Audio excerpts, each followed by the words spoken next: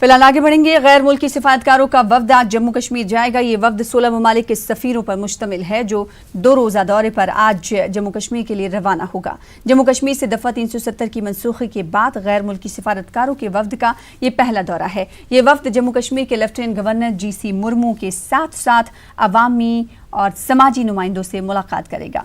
गैर मुल्की सिफारतकारों के जम्मू कश्मीर के दौरे पर मरकजी वजीर मुख्तार अब्बास नकवी ने कहा कि रियासत की तरक्की की राह पर मरकजी हुकूमत गामजन है, जबकि पहले ऐसा नहीं था। हमारे साथ हमारे नुमाइंदे परवेज जुड़ रहे हैं श्रीनगर से इस हवाले से मजीद तफसीलात के साथ।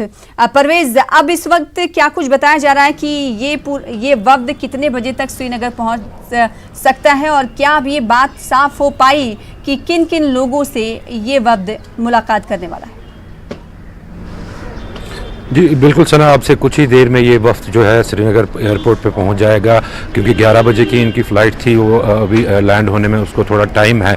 तो एयरपोर्ट से सीधे इनका प्रोग्राम जो है वो सीधे यहाँ पे आर्मी हेडक्वार्टर्स ये जाएंगे, जहाँ पे ये आर्मी जो GOC 15 कोर है उनसे मुलाकात होंगे वहाँ पे, और उनसे जो सिक्योरिटी के हवाले से वो एक रिव्यू लेंगे। हो सकता है कि उनका लंच भी फिर वहीं आर्मी हेडक्वार्टर्स में ही होगा। जहाँ तक उसके बाद का सवाल है, उसके बाद बताया जा रहा है कि एक निजी होटल है यहाँ पे, वहाँ पे ये कुछ जो डेलीगेशंस हैं, जो सिलेक्टेड NGOs हैं या सिलेक्टेड सिविल सोसाइटी के मेंबर्स हैं, उनसे ये मुलाकात कर सकते हैं और उनसे जो कश्मीर के हालात के बारे में है उनसे अपनी राय वो ले सकते हैं। तो कुल मिला के देखें तो अगर सिक्योरिटी के हवाले से बात करें तो सिक्योरिटी के खातिर खा इंतजाम किए गए हैं। शहर श्रीनगर के जितने भी रूट्स हैं जहाँ से इनको गुजरना है, अच्छी खासी सिक्योरिटी के बंदोबस्त वहाँ पे कर दिए गए हैं। तो अभी तक बताया यही जा रहा है कि यहाँ एक दिन का विजिट इनका रहेगा। आज यहाँ पे जो है पब्लिक डेलीगेशंस अवामी वफूद से मिलके ये सीधे जम्मू फ्लाई करेंगे। जम्मू जहाँ पे वो ठहरेंगे, आज रात को वहाँ ठहरेंगे और वहाँ पे लेफ्टिनेंट गवर्नर गिरीश चंद्र मुर्मू से वो मुलाकात होंगे और बाकी जो इंतज़ामिया के लोग हैं वहाँ पे उनसे मुलाकात होंगे और उनसे जो है वो फाइनल रिपोर्ट वो लेंगे वहाँ पे सिक्योरिटी सिचुएशन के हवाले से भी और कश्मीर की सूरत हाल के हवाले से भी। अगर हम डेलीगेशंस के हवाले से बात करें तो इससे पहले भी एक डेलीगेशन यहाँ पे EU का डेलीगेशन आया था, ताहम हालात पे हमने उसका कुछ खास असर देखा नहीं है। हालात हमने देखा कि उस डेलीगेशन के आने के बाद थोड़ा बिगड़ ही गए थे। यहाँ पे कश्मीर में हमने देखा कि कई जगहों पे पथराव के वाक़ात हुए और हड़ताल भी सख्ती से फिर उसके बाद चंद दिनों तक रही।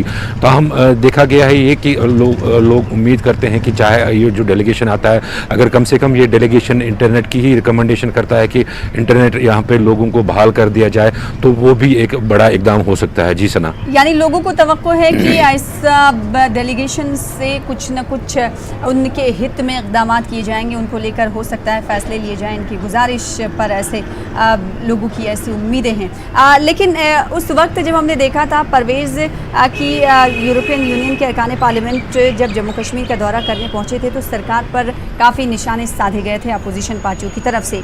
इस बार जब ये डेलीगेशन पहुंच रहा है तो क्या इसी तरह की रिएक्शंस देखने की, प्रतिक्रिया देखने को मिल रही है?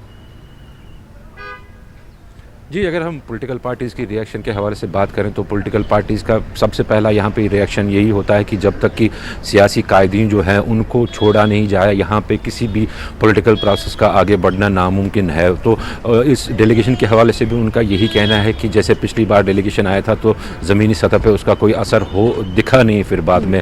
तो इस डेलीगेशन से भी पॉलिटिकल पार्टीज़ जो हैं उनको कुछ ज़्यादा उम्मीदें यहाँ वाबस्ता नहीं है। हाँ, बस इतना है कि अगर इनकी रिकमेंडेशन होती है, कम्युनिकेशन ब्लॉकेट जो है, इंटरनेट ब्लॉकेट जो लगातार यहाँ पे चल रहा है पिछले 5-5.5 महीने से, तो अगर उसको हटाया जाता है तो ये एक बड़ा इकदाम माना जाएगा। दूसरा, जो पिछला डेलीगेशन आया था उस टाइम हालात यहाँ पे काफ़ी कशीदा थे और आज के हालात में काफ़ी फ़र्क है।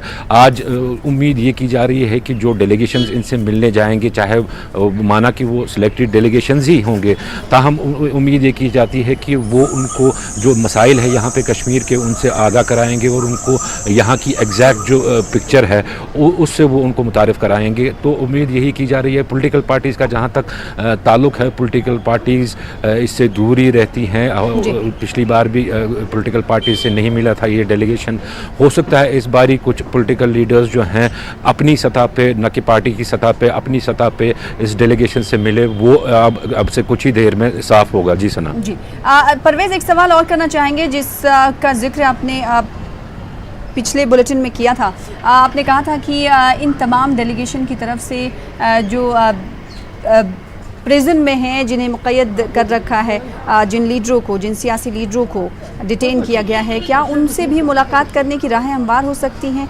क्या उनकी तरफ से गुजारिश की गई है? एक तरफ से खबर ये आ रही है कि उनकी तरफ से कोई गुजारिश नहीं की है उनसे मुलाकात करने के लिए, दूसरे सोर्सेज ये भी कह रहे हैं कि उनकी तरफ से गुजारिश की गई। अगर गुजारिश की गई है तो क्या लगता है कि इस हवाले से उन्हें इजाज़त मिल जाएगी?